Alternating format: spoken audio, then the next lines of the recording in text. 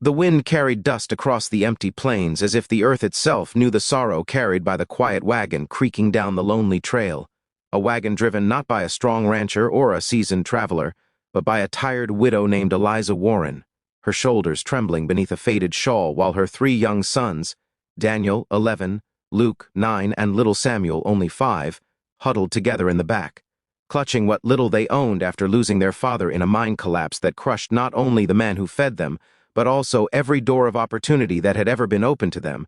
And now, after being turned away from town after town, ranch after ranch, and charity after charity, Eliza guided her wagon forward with a mixture of fear and determination, whispering silent prayers that maybe, just maybe, this next town wouldn't spit them out like the others, though deep inside she felt the familiar sting of rejection before it even arrived.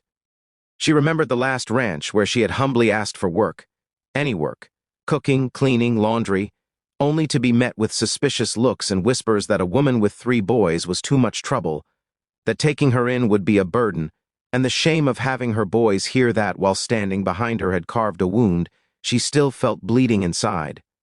But she kept moving, because mothers do not stop when the world turns cold. Mothers push, drag, crawl, and rise again, for the sake of the small hands that trust them blindly. As the sun hung low, Daniel tapped her shoulder and asked when they'd reach the next settlement, whether they'd find food, whether this time someone would show them kindness, and she swallowed hard, smiling softly, though inside she was breaking, because mothers lie beautifully when they must, and she told him, "Soon, my love, soon we'll find our place."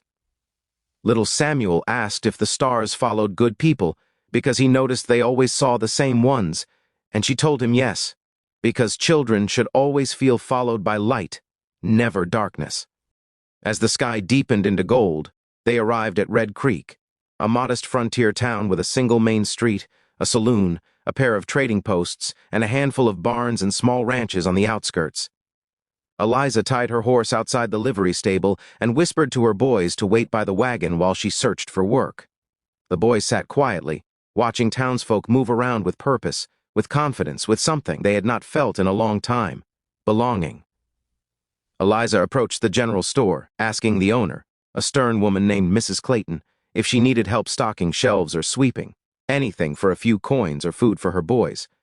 But Mrs. Clayton looked her up and down, eyes cold as stone, and said, "We don't need charity cases around here. Move along."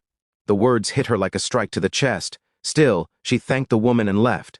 She tried the saloon next, but the barkeep, polishing glasses with a weary glare, told her he didn't hire women with little ones hanging on their skirts.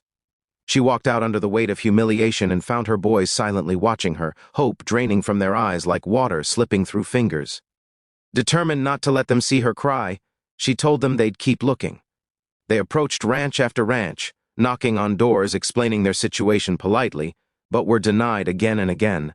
Some slammed doors, some said nothing, some looked at her sons with pity, yet still refused. When their horse grew tired, and the boys' stomachs rumbled with painful hunger, Eliza finally pulled the wagon to the very edge of town, where an old sign pointed toward a place called Riverbend Ranch, the last chance before the wilderness swallowed them. The sun dipped below the horizon as she approached the fence, her heart pounding, praying that whoever lived there wasn't as cold as the rest. Then she saw him, a tall cowboy silhouetted by the fading light, rolling hay out from the barn, his movements steady and strong. His hat shadowed his eyes, but something about the way he paused when he noticed the wagon told Eliza this man was different. He didn't dismiss them, didn't turn his back.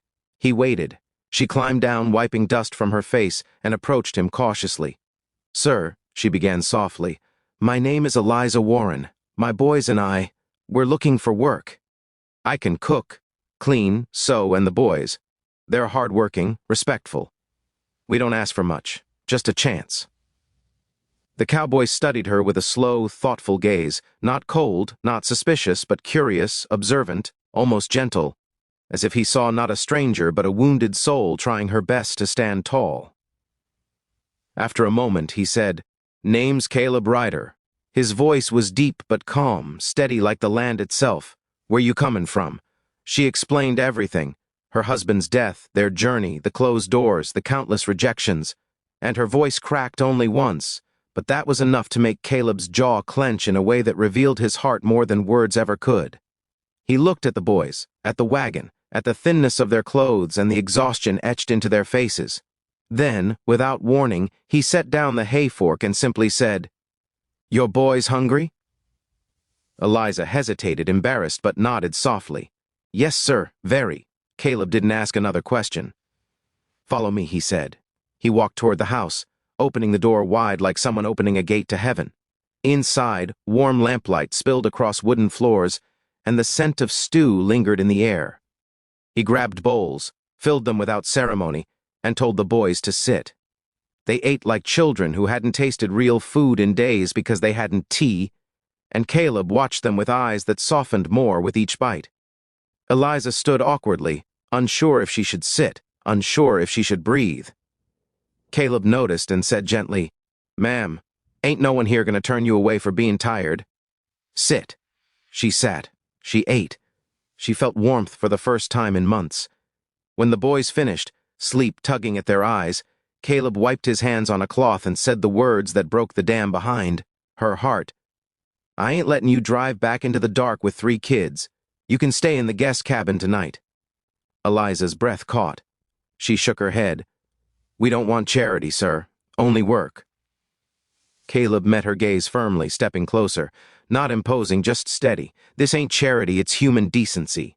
Her eyes filled, but she blinked rapidly to keep tears from falling. "Thank you," she whispered. Caleb nodded once. "We'll talk more in the morning. But for now, you're safe."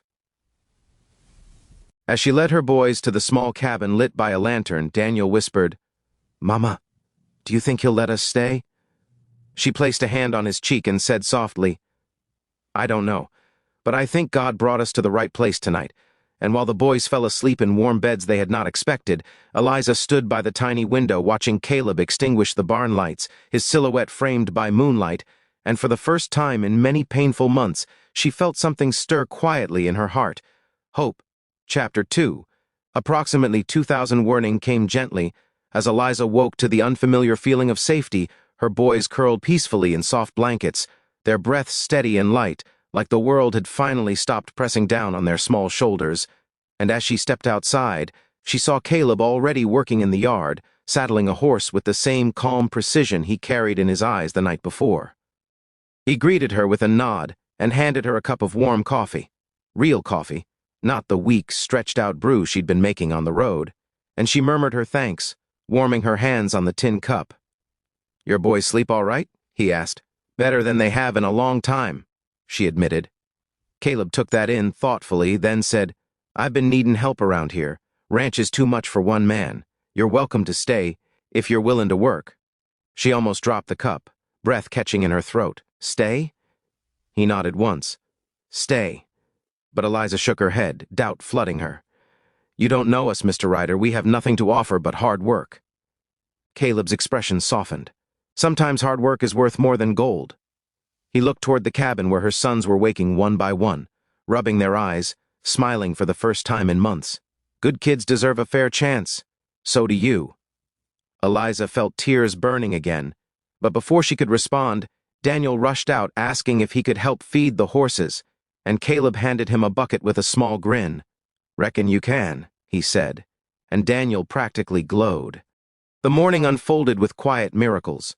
Luke learned to gather eggs from the henhouse, Samuel helped carry wood, and Eliza cooked breakfast in the ranch kitchen, humming softly without realizing it.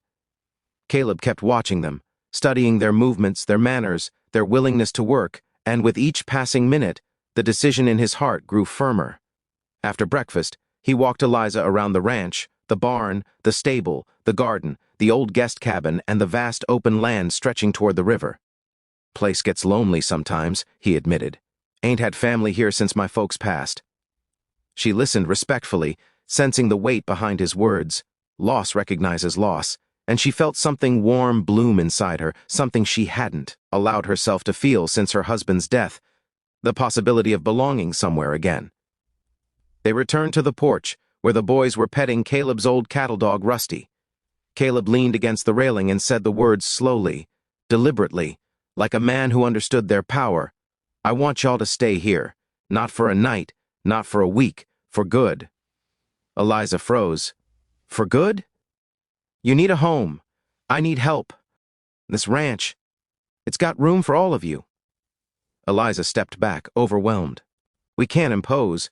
The townspeople already think we're— I don't give a damn what the town thinks, Caleb interrupted gently but firmly. I know what I see. And what I see is a mother doing everything she can for her boys. That's the kind of strength this place needs. Tears slid down her cheeks before she could stop them. She tried to apologize for crying, but Caleb shook his head. You don't owe me apologies, Eliza. The boys had gone quiet, sensing something important, their eyes fixed on Caleb. Then Samuel tugged his sleeve and whispered, Mister, does this mean we don't have to sleep in the wagon no more? Caleb went down on one knee, looking Samuel in the eyes with a softness that could melt stone. Son, you ain't sleeping in no wagon ever again. The little boy grabbed him in a sudden hug, catching Caleb off guard but making the decision in his heart settle forever. Caleb stood and faced Eliza again. This ain't charity. I'm offering partnership. You help me run this ranch, and this place becomes your home. Eliza's voice trembled. Why would you do this for us? Caleb looked at her long and steady before answering.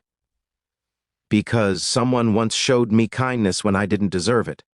Now it's my turn to pass it on. The wind rustled across the fields, carrying the scent of river water and sagebrush, and Eliza felt the universe shift around her. The weight she had carried alone for so long suddenly lifted, replaced by something warm, grounding, and terrifyingly beautiful. She nodded slowly, tears shining on her cheeks. If you're sure, then yes. We'll stay. The boys cheered, running across the yard as though their feet could barely hold their joy. Caleb smiled, an honest, deep smile that lit his whole face. He extended his hand to Eliza. She took it, feeling calloused warmth, strength, and a promise unspoken but understood. Welcome to River Bend, he said softly. You're home now. Eliza closed her eyes briefly, letting the words sink into the deepest parts of her soul, parts that had been empty for too long. This ranch wasn't just land. It wasn't just shelter. It was healing. It was rebirth. It was the crossing point between survival and life. And from that day forward, they worked the ranch together, Eliza cooking meals that filled Caleb's quiet home with warmth, the boys growing strong under his guidance, Caleb teaching them to ride, fish, fix fences, and stand tall. The town that once turned their backs watched in surprise as the widow and her sons flourished beside the lone cowboy, the ranch becoming a place of laughter, comfort, and second chances. And though the world had once rejected her, here, on this land, under this sky, beside this man, Eliza found everything she had ever prayed for: safety, dignity, family, and a home that welcomed her without hesitation.